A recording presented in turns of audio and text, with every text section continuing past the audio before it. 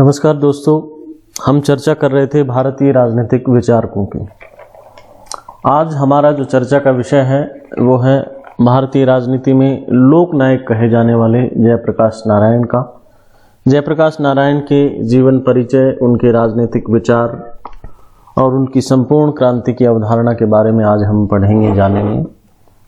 तो चलिए शुरू करते हैं उनके जीवन परिचय से।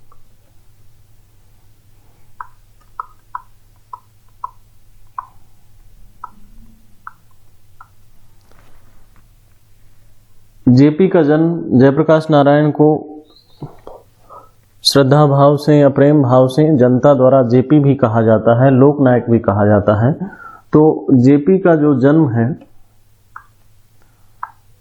वो वर्तमान बिहार में उस तत्कालीन बंगाल प्रेसिडेंसी में छपरा जिले में हुआ था।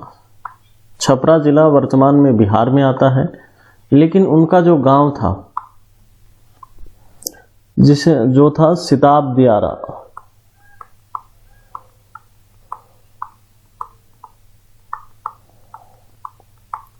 ये आजकल आता है उत्तर प्रदेश के बलिया जिले में।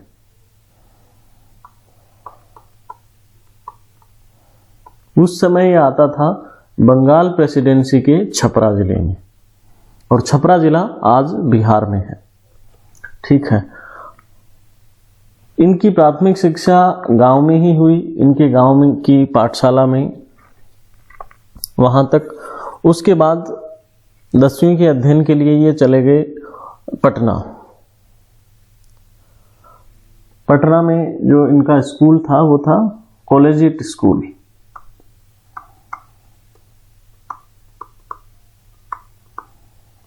कॉलेजिएट स्कूल से इन्होंने जो है 10वीं की परीक्षा उत्तीर्ण की, और उसके बाद पटना कॉलेज में ही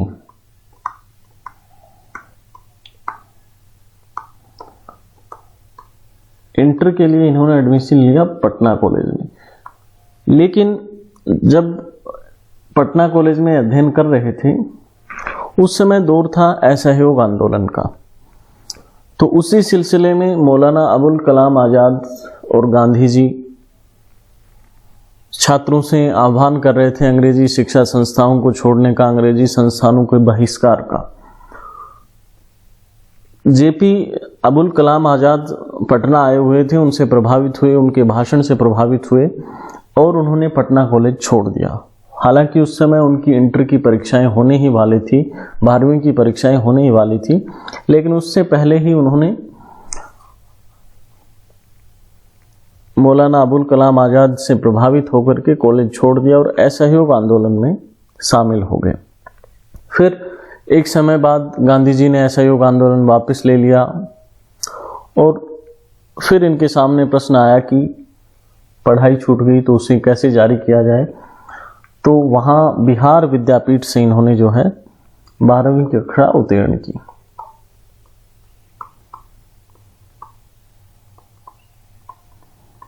बिहार विद्यापीठ। अब चूंकि इनका जो विवाह है 18 वर्ष की आयु में, यानी 1920 में ही प्रभा देवी से हो गया था, प्रभावती।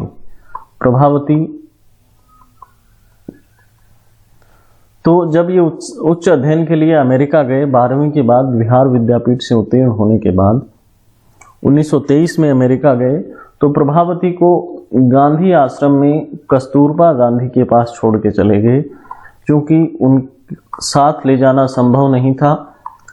और अमेरिका से ही इन्होंने जो है बीए और एमए की डिग्रियां हासिल की।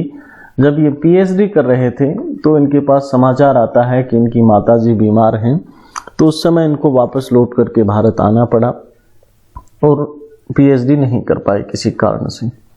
सामाजिक परिवर्तन विषय पर ये पीएचडी कर रहे थे, लेकिन वो इन्हें बीच में ही छोड़ देनी पड़ी, और 1929 में जेपी भारत आ गए। फिर यहां आकर के देश स्वतंत्रता आंदोलन की गतिविधियों में संलिप्त हो जाते हैं, कांग्रेस के संपर्क में आते हैं, और 1934 से पहले 1930 के दशक का जो पूर्वार्ध था, उस समय दौर था सविनय अवज्ञा आंदोलन का। तो सविनय अवज्ञा आंदोलन में बहुत से क्रांतिकारी और जो सत्याग्रही थे, गांधी जी के मार्ग पर चलने वाले या गांधी जी के आंदोलन को आगे ले जाने वाले, उनमें कांग्रेस के कार्यकर्ताओं में जेपी भी शामिल थे। इनके साथ शामिल थे डॉक्टर लोहिया, इनके साथ थे डॉक्टर आचार्य नरेंद्र देव, मीनू मशानी। इन सबको जेल में डाल दिया गया और जेल में इनकी मुलाकात होती है और ये मानस बनाते हैं एक दल के गठन करने का। क्योंकि इन सभी का झुकाव, मीनू मशानी का, आचार्य नरेंद्र देव का, डॉक्टर लोहिया का और जेपी का, इन सभी का झुकाव समाजवादी विचारों की तरफ था। तो 1934 में इन्होंने मिलकर के गठन किया कांग्रेस समाजवादी दल का। कांग्रेस समाजवादी दल के बारे में हम अपने पिछले वीडियो, जिसमें हमने डॉक्टर लोहिया के चिंतन का जिक्र किया है, उसमें भी हम इसके बारे में काफ़ी विमर्श कर चुके हैं। तो उसको भी आप रेफर कर सकते हैं अगर अभी तक आपने नहीं देखा है तो। 1934 में समाजवादी पार्टी, कांग्रेस समाजवादी पार्टी का गठन हुआ और समाजवाद के विचारों के आधार पर राष्ट्र निर्माण का कार्य करने में इन्होंने अपना योगदान देना शुरू किया।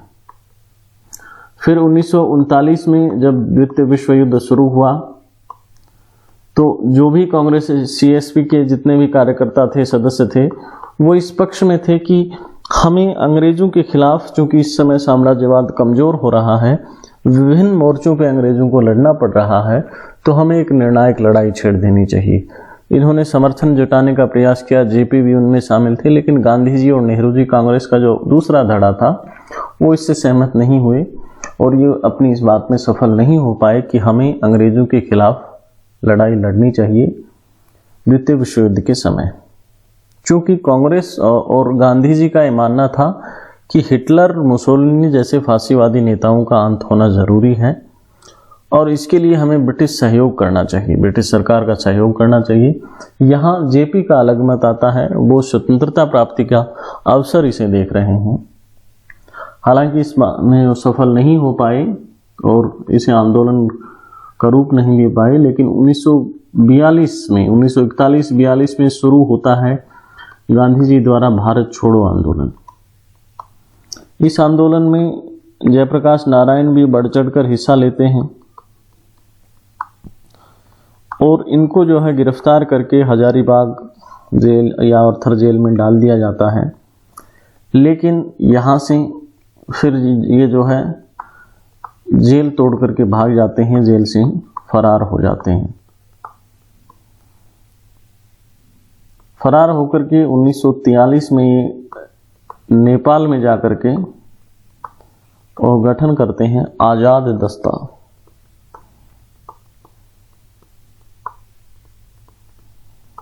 आजाद दस्ता नाम के संगठन का गठन करते हैं, जिसने भूमिगत होकर के और आंदोलन के संचालन का काम किया। जो भारत छोड़ो आंदोलन था उसके संचालन का काम किया। लेकिन फिर अंग्रेज जो सरकार दोबारा इनको गिरफ्तार कर लेती है और जब इनको छोड़ा जाता है तो गांधी जी के हस्तक्षेप के बाद इनको जो है रिहा किया जाता है। ये थी आज़ादी तक की कहानी। इसके बाद जब चुनाव हो रहे थे 1946 में, संविधान सभा के लिए चुनाव हो रहे थे, उस समय जेपी मना कर देते हैं संविधान सभा के चुनाव में भाग लेने से।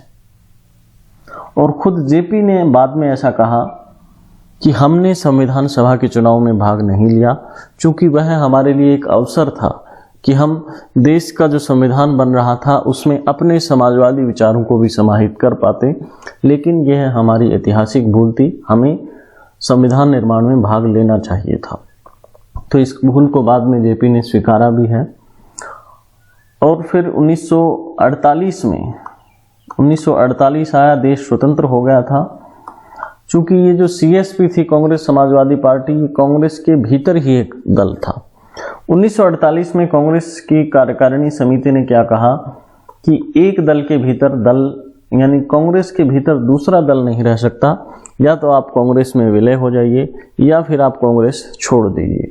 यानी दल के भीतर दल का जो स्वतंत्रता से पूर्व का चलन आ रहा था कांग्रेस के भीतर, वह 1948 में समाप्त हो गया।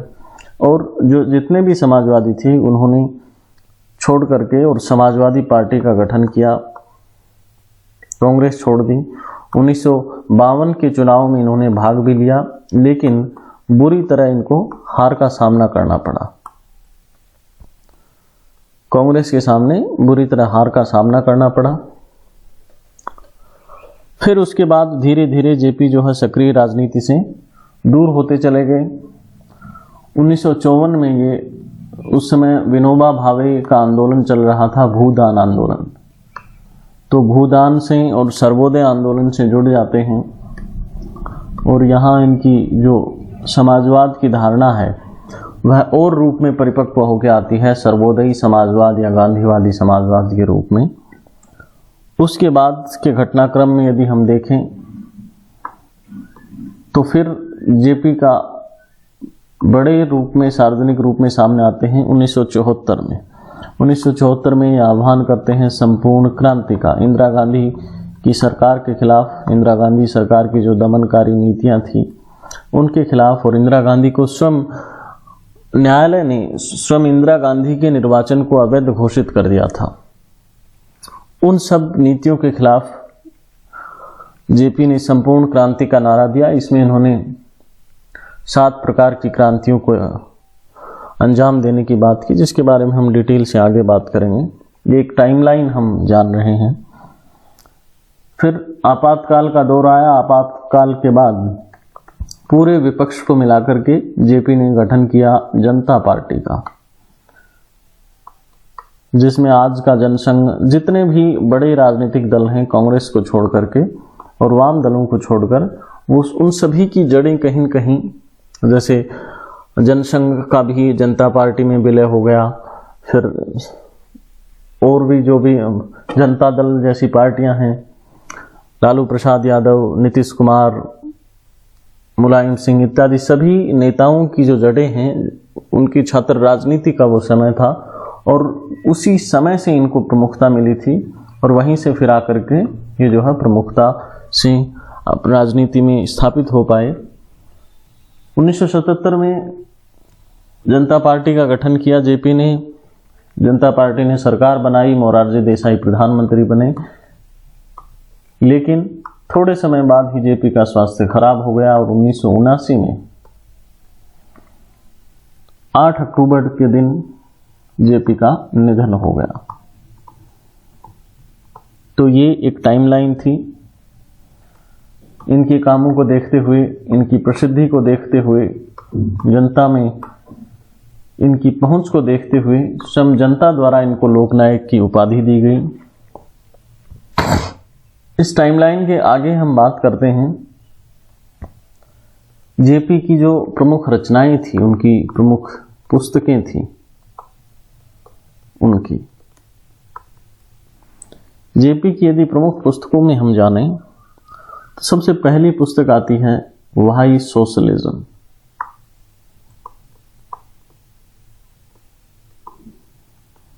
समाजवाद क्यों। 1936 में अपने राजनीतिक करियर की शुरुआती दिनों में इन्हें लिखा है। तो इसमें कहीं न कहीं मार्क्सवाद की ओर झुकाव इस पुस्तक में दिखता है। और यहाँ ये कहते हैं कि धन संचय की प्रवृत्ति, क्योंकि उस समय बहस थी कि मार्क्सवाद को भारतीय परिस्थितियों में लागू किया जाए या नहीं लागू किया जाए। तो फिर जेपी अपना तर्क देते हैं कि मार्क्सवाद उस हर जगह लागू होना चाहिए जहाँ धन संचय की प्रवृत्ति है, जहाँ आर्थिक विषमता है। और भारत इसका कोई अपवाद नहीं है। भारत में भी धन संचय की प्रवृत्ति है, भारत में भी आर्थिक विषमता है। इसलिए मार्क्सवाद को यहाँ लागू किया जाना चाहिए, समाजवाद को लागू किया जाना चाहिए। तो इस प्रकार के विचार इस पुस्तक में हैं। दूसरी महत्वपूर्ण पुस्तक है my picture of socialism.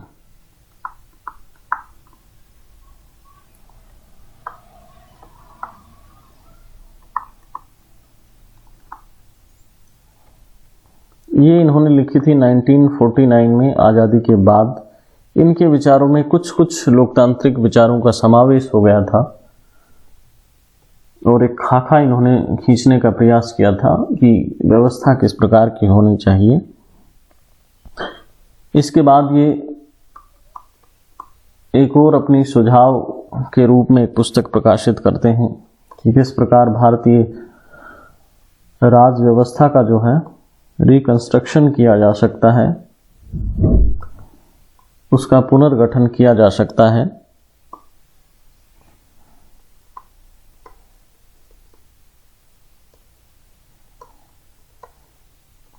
A plea for reconstruction of Indian polity, ये पुस्तक लिखते हैं 1959 में।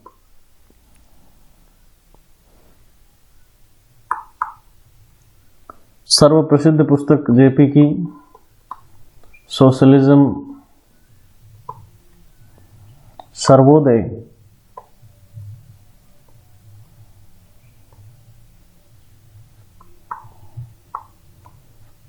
एंड डेमोक्रेसी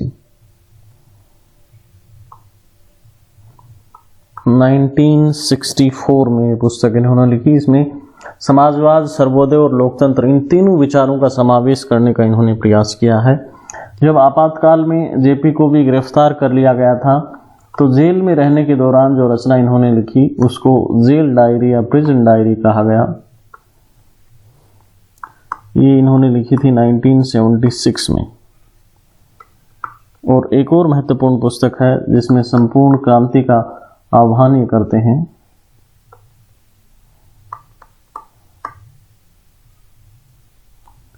टुवार्ड्स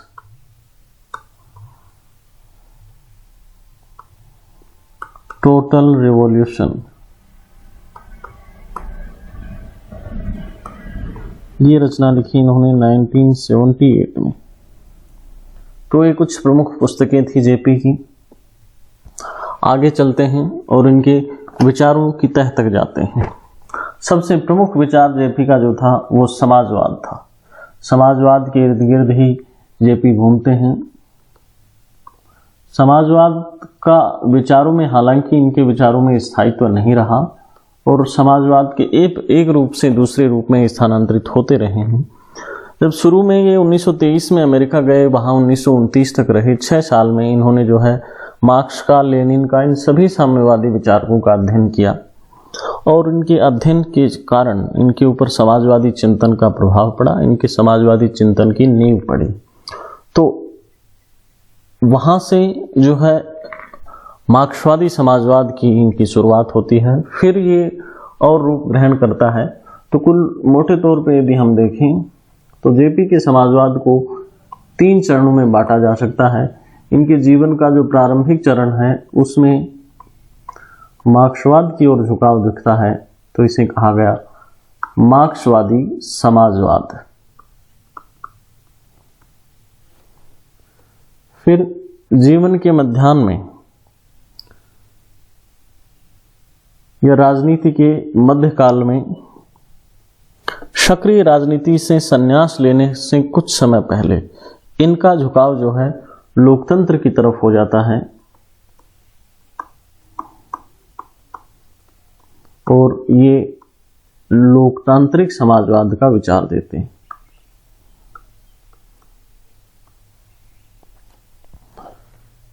राजनीति से संन्यास लेने के बाद फिर इनके विचारों में और अधिक परिपक्वता आ जाती है और इनका समाजवाद रूप ले लेता है गांधीवादी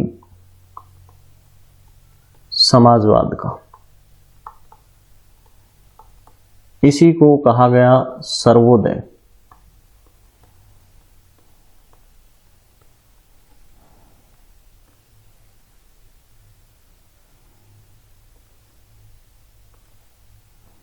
यहीं पर इनका हम जो है एक कंपैरेटिव अध्ययन कर लेते हैं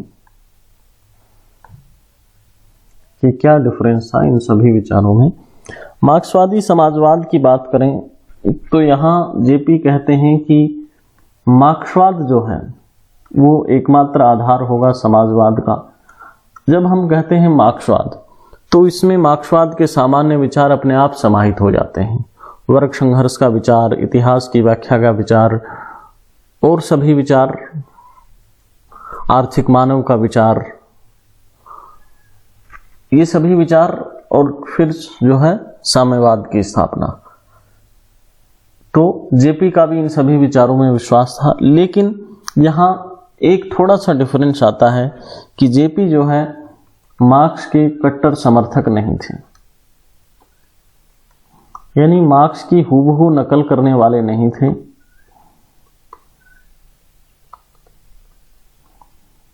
वो मानते थे कि मार्क्सवाद के साथ साथ थोड़ा स्थान स्वतंत्रता का भी होना चाहिए, यानी मार्क्सवाद की स्थापना के साथ ये ऐसा नहीं होना चाहिए कि स्वतंत्रता का दमन कर दिया जाए, स्वतंत्रता के साथ साथ मार्क्सवाद की या समाजवाद की स्थापना होनी चाहिए। ठीक है, फिर अब एक बहस, जब देखिए हमने आपको अभी बताया भी कि एक बहस चल रही थी कि भारत में मार्क्सवाद प्रासंगिक है या नहीं है, भारत में वह वर्ग संघर्ष का विचार प्रासंगिक है या नहीं है। तो यहाँ जेपी अपना तर्क देते हैं। जेपी कहते हैं कि जो भी समाज, मानव समाज के किसी भी कोने में, विश्व के किसी भी कोने में आप जाकर के देखें तो धनवान और गरीब का विभाजन है और हर व्यक्ति में धन संचय की प्रवृत्ति पाई जाती है। जब तक ये धन को इकट्ठा करने की प्रवृत्ति रहेगी उस समय तक वर्ग विभाजन, मार्क्स का जो वर्ग विभाजन है वह हर समाज पर लागू होता है, और चूंकि हर समाज पर मार्क्स का सिद्धांत लागू होता है तो मार्क्स के हिसाब से क्रांति भी हर समाज में की जा सकती है। ऐसा नहीं है कि भारतीय परिस्थितियां कुछ अलग हैं, यहाँ भी मार्क्सवाद को हम लागू कर सकते हैं। यानी वो कह रहे हैं कि मार्क्सवाद जो है भारत के लिए भी उपयुक्त है, भारत कोई अलग नहीं है, मार्क्सवाद भारत में लागू किया जा सकता है।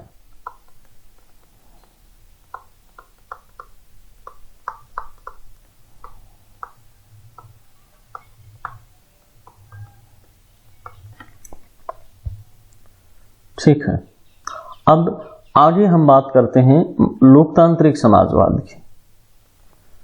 लोकतांत्रिक समाजवाद की जब हम बात करते हैं तो यहां फिर एक डाइवर्जन देखने को मिलता है, और इसके बिल्कुल उलट जेपी कहते हैं कि मार्क्सवाद को भारतीय परिप्रेक्ष्य में लागू किया जाना चाहिए, भारतीय स्थिति और परिस्थिति के अनुरूप समाजवाद को लागू किया जाना चाहिए। और वो कहते हैं कि समाजवाद ही जो है, समाजवाद और लोकतंत्र को एक दूसरे का पर्याय बताते हैं। दोनों विरोधी विचारधाराएं थी। यदि हम जन्म से देखें तो समाजवाद या मार्क्स ने के विचारों से जन्मा, मार्क्स के विचारों से पनपा, और इसके बिल्कुल उलट उदारवाद जन्मा। उदारवाद की मुख्य धारणा लोकतंत्र।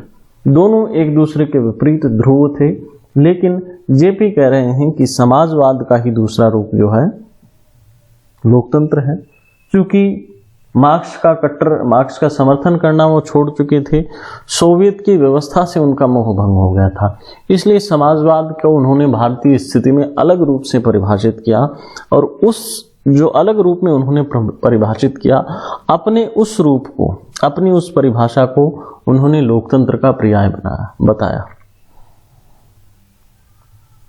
आगे वो कहते हैं कि समाजवाद का अर्थ होता है, समाजवाद का अर्थ है कि सामाजिक,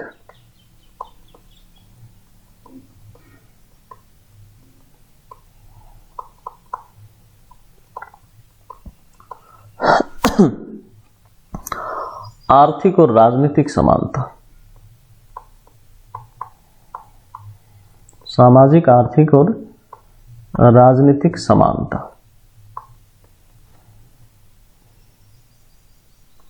यहाँ स्पेस कम है, हम आगे चलते हैं थोड़ा।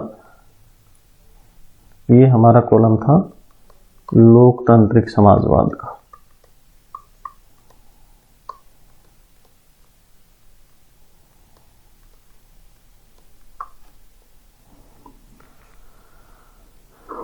तो जेपी कहते हैं कि समाजवाद का अर्थ है सामाजिक, आर्थिक, राजनीतिक समानता।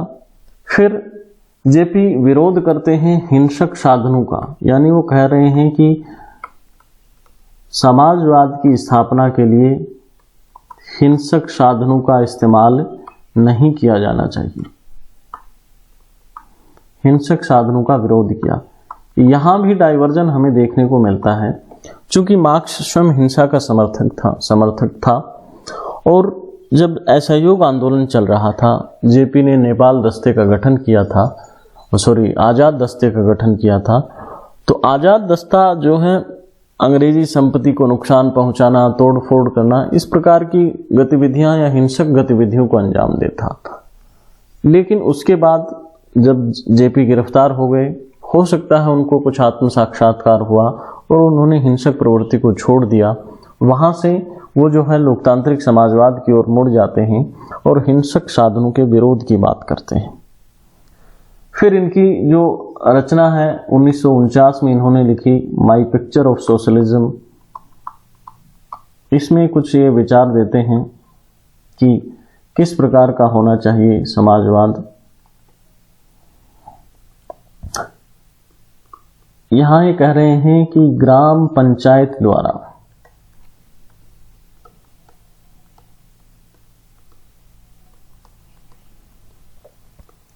सहकारी खेती, यानी पूरा गांव मिलजुल के खेती करे, सहकारी खेती करे, तो वह सबके लिए लाभप्रद रहेगी। ऐसा नहीं होगा कि किसी के पास बहुत कम जोत है, किसी के पास बहुत ज़्यादा भूमि है। सबको एक मिला जुला, सबका भरण पोषण आसानी से होगा और आर्थिक समानता स्थापित हो पाएगी। फिर आगे वो कह रहे हैं कि भारी उद्योग, जो जितने भी बड़े उद्योग हैं उन पर निजी स्वामित्व नहीं होना चाहिए, ये सभी सरकार के पास होने चाहिए। और छोटे उद्योग या लघु उद्योग निजी स्वामित्व में होने चाहिए। छोटे उद्योगों में सरकार हेरफेर ना करे, हस्तक्षेप ना करे, सिर्फ भारी उद्योगों का ही स्वामित्व ग्रहण करे। और फिर आगे वो कहते हैं कि इसके अलावा राज्य की सीमित भूमिका होनी चाहिए।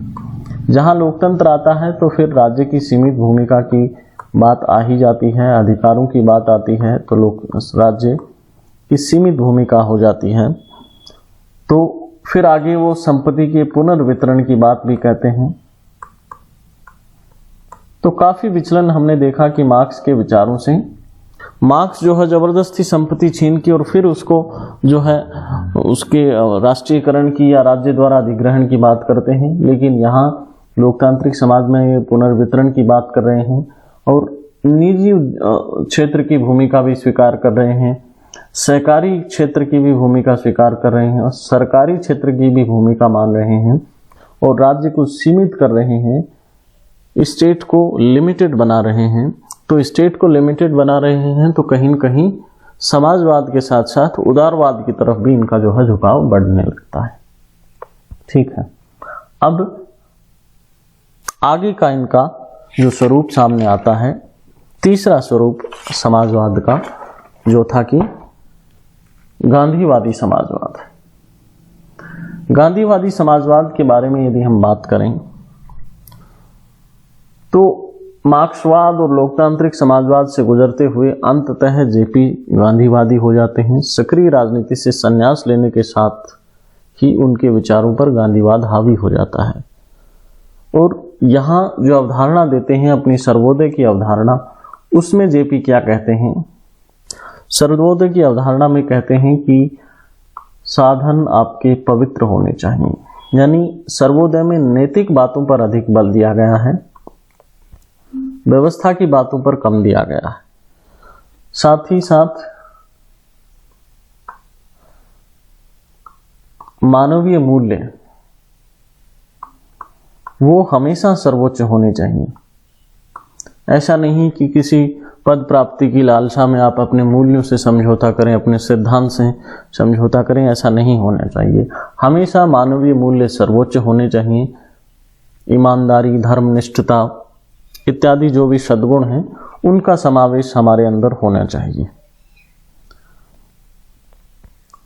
फिर वो कहते हैं कि आर्थिक और सामाजिक रूपांतरण कैसे होगा?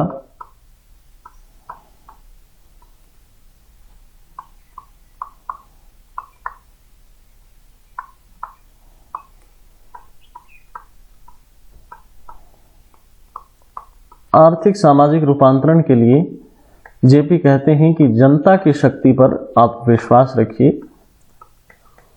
जनता की शक्ति से सब कुछ संभव हो पाएगा।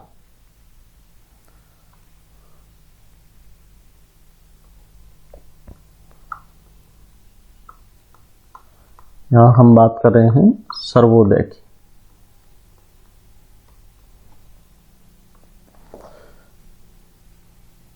दूसरी बात जेपी जो करते हैं वो कहते हैं विकेंद्रीकरण जो है, विकेंद्रीकरण के जरिए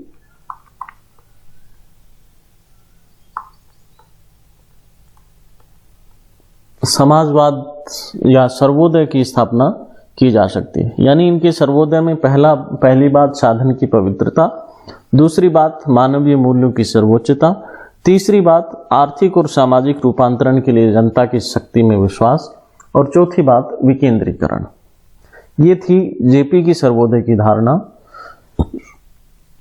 यहां जेपी अंत्योदय की बात में भी विश्वास करते हैं। अंत्योदय का मतलब, गांधी जी ने कहा था कि जब आपके सामने कुछ ऐसा ऊहापोह की स्थिति हो, यानी कोई पॉलिसी डिसीजन लेते समय जब सरकार के सामने ये असमंजस की स्थिति हो कि इसका ये निर्णय हमें लेना चाहिए या नहीं लेना चाहिए, तो उस समय सबसे अधिक जो गरीब है, यानी जो सबसे निम्नतम स्तर पर है समाज के, उस व्यक्ति को ध्यान में लाना चाहिए और उसके बारे में विचार करें कि उस व्यक्ति पर इसका सकारात्मक असर होगा या नकारात्मक असर होगा।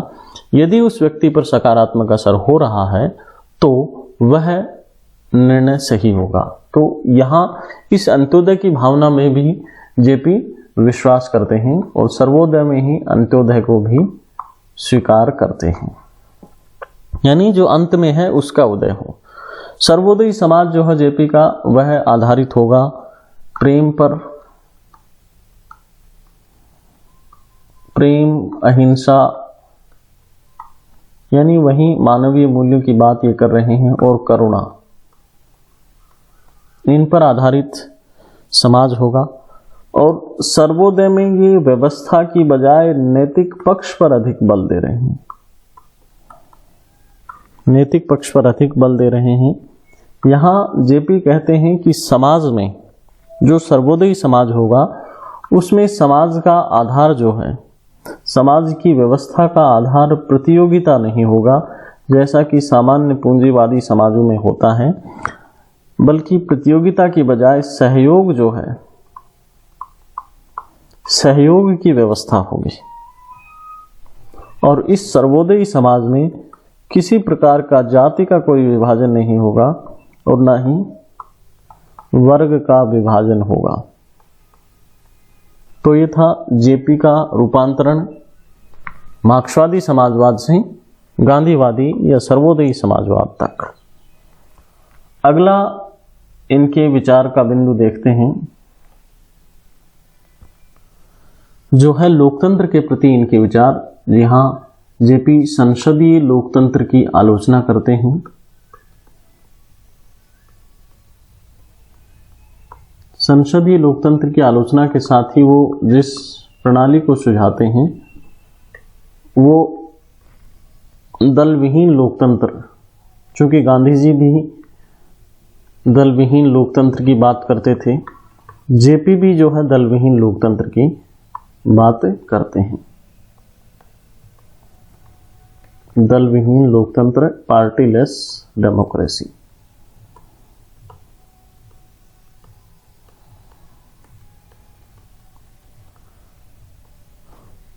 संसदीय लोकतंत्र पश्चिम की देन है, भारत में इंग्लैंड की देन है। पश्चिमी देशों में इस प्रकार का लोकतंत्र पाया जाता है। तो जेपी इस लोकतंत्र की आलोचना करते हैं, और आलोचना किस प्रकार करते हैं, वो कौन कौन से बिंदु बताते हैं। वो कहते हैं कि व्यक्ति के सामाजिक व्यवहार की इसमें उपेक्षा की गई है।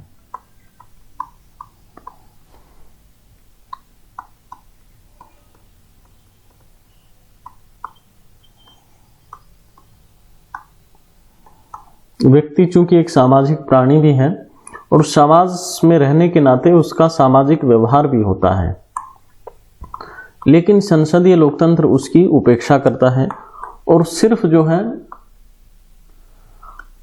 व्यक्ति के व्यक्तिगत पक्ष पर बल देता है।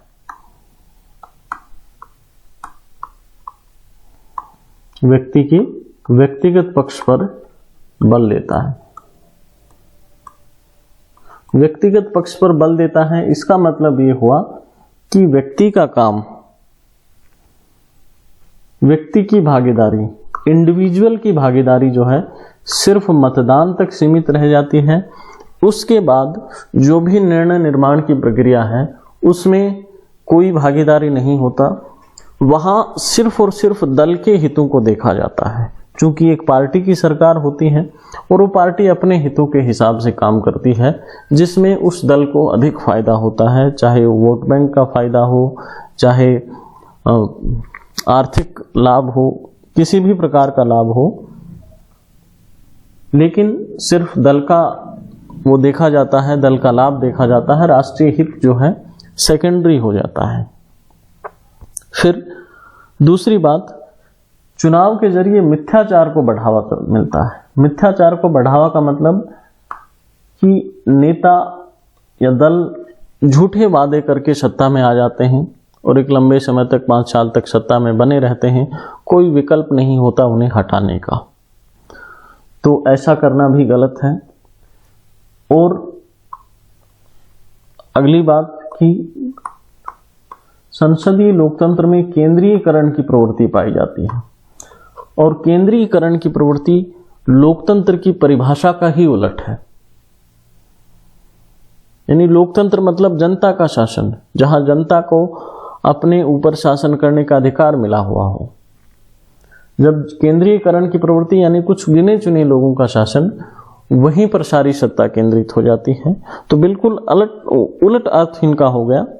और यहां हमने आपको बताया कि दलीय हित प्राथमिक हो जाते हैं, राष्ट्रीय हित द्वितीयक बन जाते हैं, दलीय हित को बढ़ावा दिया जाता है।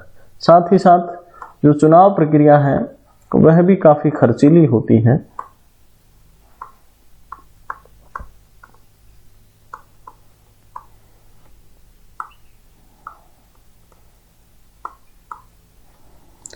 यहां विकल्प के रूप में जेपी सुझाते हैं कि दल विहीन लोकतंत्र से हम इन विसंगतियों को कुछ हद तक पार पा सकते हैं। दल विहीन लोकतंत्र में क्या होगा कि कोई पार्टी नहीं होगी, एक व्यक्ति या एक से अधिक व्यक्ति एक संसदीय क्षेत्र से एक क्षेत्र से खड़े होंगे, चुनाव लड़ेंगे। तो क्या होगा कि वो अधिक से अधिक जनमत जुटाने की कोशिश करेंगे। हाईकमान की संस्कृति नहीं होगी। हाईकमान की संस्कृति नहीं होगी तो जनप्रतिनिधियों का अधिक से अधिक ध्यान जनता की ओर होगा। एक बार चुने जाने के बाद भी ऐसा नहीं है कि उन्हें टिकट की चिंता करनी पड़ेगी कि अगले साल मुझे टिकट मिलेगा या नहीं मिलेगा, पार्टी को मैं इतना चंदा पहुंचा देता हूं या ये कर देता हूं, पार्टी के लिए ऐसा कर देता हूं। यानी दल की उनकी जो जिम्मेदारी है उनसे हट करके जनता की जिम्मेदारी उनके ऊपर होगी। और जो भी निर्णय निर्माण होगा, भले ही किसी कानून का निर्माण करना हो, उसके पहले, उसमें समर्थन देने से पहले वो अपने लोगों का राय जानना चाहेगा, क्योंकि उन्हीं जनता द्वारा उन्हें व्यक्तिगत रूप से चुन के आना है अगली बार भी। इसलिए वह जनप्रतिनिधि चाहेगा कि मेरा जो निर्णय निर्माण हो उसमें ज़्यादा से ज़्यादा भागीदारी जनता की हो, ताकि मैं अधिक लोकप्रिय हूँ और मुझे दोबारा चुना जाए। तो यहाँ दल की प्रासंगिकता खत्म हो जाती है और दल विहीन लोकतंत्र की पराकाष्ठा स्थापित होती है। दल विहीन लोकतंत्र से इन सभी समस्याओं की, चूंकि सिर्फ मतदान तक व्यक्ति का काम नहीं रहेगा, जब निर्णय निर्माण होगा तब भी जनप्रतिनिधि उनसे अपनी राय जानना चाहेंगे और झूठे वादों की बजाय वो चाहेंगे कि हमारी कथनी और करनी जो है वो एक समान हो। केंद्रीयकरण की प्रवृत्ति की बजाय, चूंकि निर्णय निर्माण में जनता भागीदार बन रही है, इसलिए केंद्रीयकरण की प्रवृत्ति भी उल्टेगी। राष्ट्रीय हित को बढ़ावा मिलेगा। जनता का हित ही चूंकि राष्ट्रीय हित होता है, जनता का हित बढ़ेगा तो राष्ट्र का हित बढ़ेगा, दलीय हित पीछे चले जाएंगे। तो इस प्रकार दलीय विहीन लोकतंत्र का जेपी समर्थन करते हैं। फिर आगे जेपी लोकतंत्र को और वृद्ध रूप में स्थापित करने के लिए कहते हैं कि लोकतंत्र से कुछ अपेक्षाएं होती हैं या लोकतंत्र कुछ चाहता है और सही मायनों में लोकतंत्र स्थापित हो, इसके लिए जरूरी है कि जनता को लोकतंत्र का नैतिक प्रशिक्षण दिया जाए। चूंकि लोकतंत्र सिर्फ एक चुनावी व्यवस्था नहीं है, जेपी कहते हैं कि ये सिर्फ चुनाव तक सीमित नहीं है, बल्कि हमारे स्वभाव में भी लोकतंत्र का समावेश होना चाहिए। स्वभाव में लोकतंत्र का समावेश का मतलब कि लोकतंत्र के जो गुण हैं, सहिष्णुता, हमें दूसरे के विचारों का सम्मान करना चाहिए, हमें दूसरे के अधिकारों का सम्मान करना चाहिए, अपने कर्तव्यों का ध्यान रखना चाहिए, इन सभी बातों का नैतिक प्रशिक्षण जनता को दिया जाए, यह लोकतंत्र की अपेक्षा होती है। दूसरी बात, जरूरतों पर लगाम, यानी अपनी आवश्यकताओं को सीमित करते हुए सभी का ध्यान रखना, संचय नहीं करना, यह भी लोकतंत्र की एक अपेक्षा होती है। और स्वतंत्रता के साथ साथ, स्वतंत्रता अपने साथ साथ कुछ कर्तव्य लाती है, तो स्वतंत्रता के साथ साथ कर्तव्यों का भी भान हो, यह लोकतंत्र की अपेक्षा होती है। लोकतंत्र की अपेक्षा होती है कि आर्थिक विषमता दूर हो और आर्थिक न्याय स्थापित हो। आर्थिक न्याय स्थापित होने के साथ साथ समाज में जो विभाजन है, भले ही वो जाति का विभाजन हो, वर्ग का विभाजन हो, उसको सामाजिक क्रांति के जरिए दूर किया जाए। ये सभी लोकतंत्र की अपेक्षाएं हैं जेपी के शब्दों में।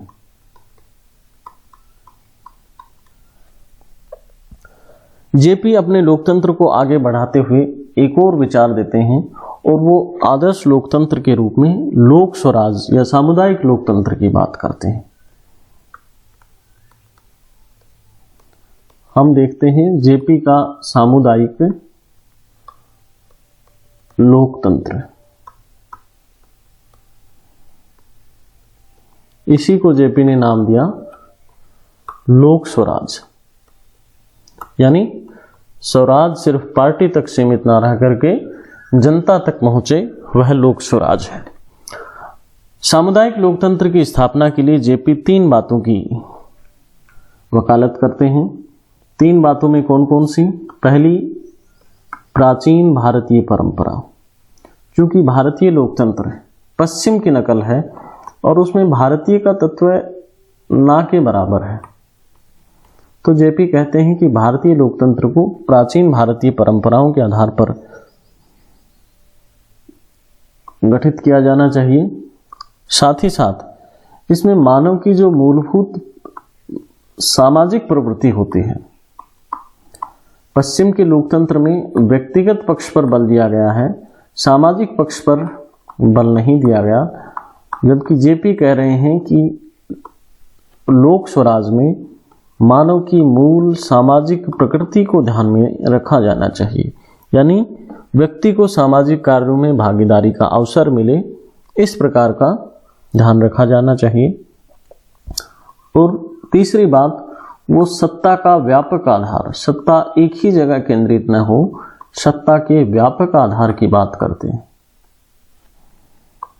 यानी जन जन में सत्ता हो, जन जन में शक्ति हो, लोक शक्ति हो, इसकी बात वो करते हैं। इस व्यवस्था की स्थापना के लिए जेपी 5 स्तरीय व्यवस्था की बात कर रहे हैं, यानी 5 स्तर की व्यवस्था जो है स्थापित की जानी चाहिए ताकि लोक स्वराज का गठन किया जाए। 5 स्तर की व्यवस्था कौन सी है? पहला स्तर है ग्राम सभा। गांव के स्तर पर ग्राम सभा ग्राम संसद की तरह कार्य करेगी। दूसरा स्तर है नगरपालिका या पंचायत समिति पर, जहां कुछ पंचायतों के समूह से कार्यपालिका पंचायत समिति का गठन किया जाए। इसमें कुछ पंचायतें मिलकर के अपने प्रतिनिधि चुनेंगी और पंचायत समिति का गठन होगा। इसके बाद तीसरी आती है जिला परिषद कार्यपालिका।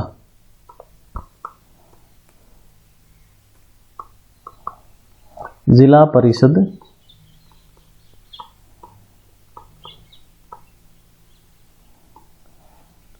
चौथी चीज प्रांतीय सभा।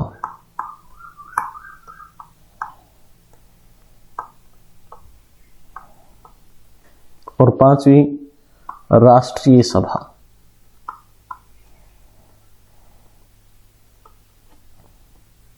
पांच स्तरों की बात जेपी कर रहे हैं। पहली है ग्राम सभा, गांव के स्तर पर। दूसरी कार्यपालिका पंचायत समिति, पंचायतों का एक समूह होगा छोटा। और फिर है जिले के स्तर पर जिला परिषद कार्यपालिका, प्रांतीय सभा राज्य के स्तर पर, प्रांत के स्तर पर। इसी प्रांतीय सभा के जो प्रतिनिधि हैं वो मिलकर के गठन करेंगे राष्ट्रीय सभा का। और यह राष्ट्रीय सभा राष्ट्रीय स्तर पर एक कार्यपालिका का गठन करेगी। वह कार्यपालिका पूरे देश में कार्यपालिका का काम करेगी, एग्जीक्यूटिव बॉडी का काम करेगी। तो ये 5 स्तर की बात ये कर रहे हैं। साथ ही साथ जेपी बात करते हैं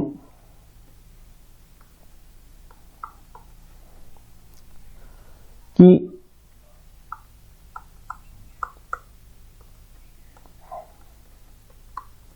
उत्पादन और वितरण, इन दोनों का विकेंद्रीकरण यदि किया जाएगा तो इससे आर्थिक प्रजातंत्र की स्थापना होगी।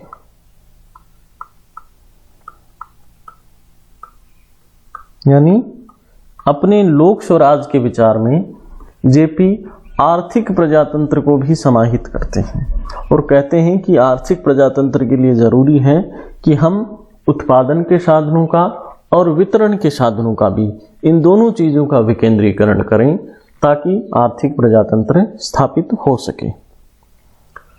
अब आगे चलते हैं और जेपी का सर्वप्रसिद्ध विचार हम जानते हैं जिसे कहा गया संपूर्ण क्रांति।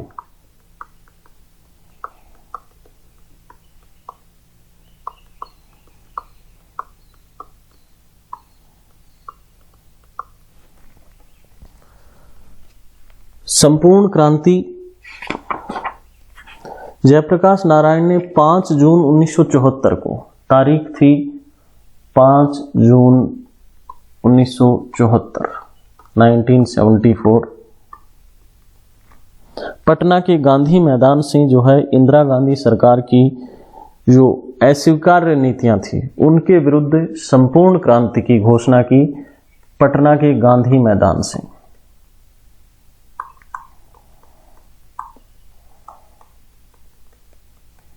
इसके बैकग्राउंड में क्या हुआ था कि जनता, खास करके छात्र जो थे, बढ़ती हुई महंगाई, जो कांग्रेस सरकार की नीतियां थी उनसे परेशान हो चुके थे।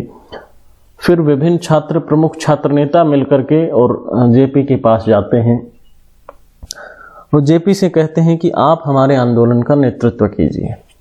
जेपी उन सभी छात्र नेताओं की बात पहले तो मानने से इनकार करते हैं, फिर उन सब से ये शपथ दिलवाते हैं कि ठीक है, मैं आपका नेतृत्व करूंगा, लेकिन आप सभी शपथ लीजिए कि आप किसी भी स्तर पर, भले ही आपका कितना भी शोषण किया जाए, कितने भी आपके साथ ज्यादती की जाए, लेकिन किसी भी स्तर पर आप हिंसा नहीं करेंगे।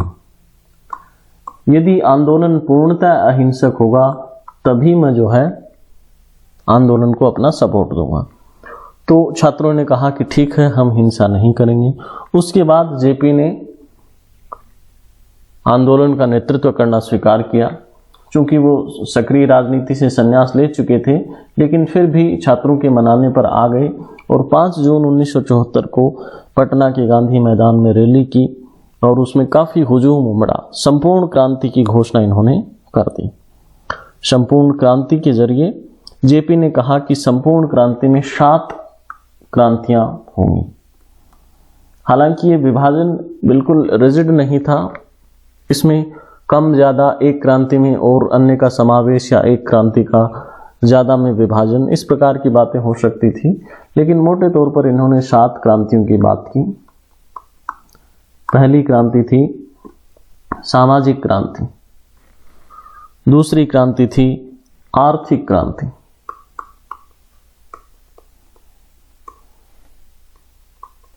तीसरी क्रांति थी राजनीतिक क्रांति। चौथी क्रांति थी सांस्कृतिक क्रांति।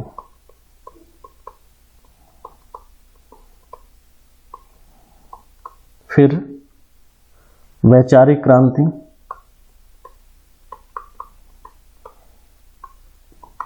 छठी शैक्षणिक क्रांति। और अंतिम थी नैतिक या आध्यात्मिक क्रांति। यानी जेपी ने जीवन का हर पक्ष उठा लिया।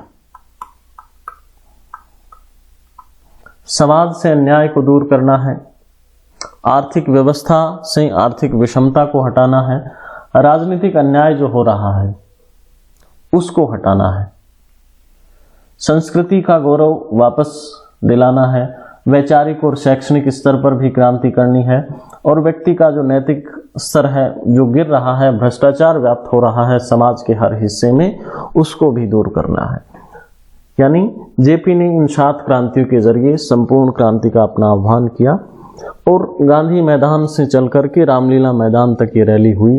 रामलीला मैदान में भी जेपी का उद्बोधन हुआ। इसके बाद घबराई सरकार ने आपातकाल लागू कर दिया। आपातकाल में जेपी को गिरफ्तार कर लिया गया। सारे जो भी प्रमुख विपक्षी नेता थे उनको सबको गिरफ्तार कर लिया गया, जिनमें वाजपेयी, आडवाणी, ये सभी प्रमुख नेता थे। लेकिन एक न एक दिन तो आपातकाल को भी खत्म होना था। आपातकाल खत्म हुआ, लोकसभा चुनावों की घोषणा हुई और जेपी के नारे का इतना असर हुआ संपूर्ण क्रांति का कि कांग्रेस सरकार बुरी तरह हारी, कांग्रेस पार्टी बुरी तरह हारी। और जेपी ने उस समय गठन किया जनता पार्टी का, जो संयुक्त विपक्षी मोर्चा था, इसका गठन किया। जनता पार्टी की सरकार बनी, मोरारजी देसाई प्रधानमंत्री बने।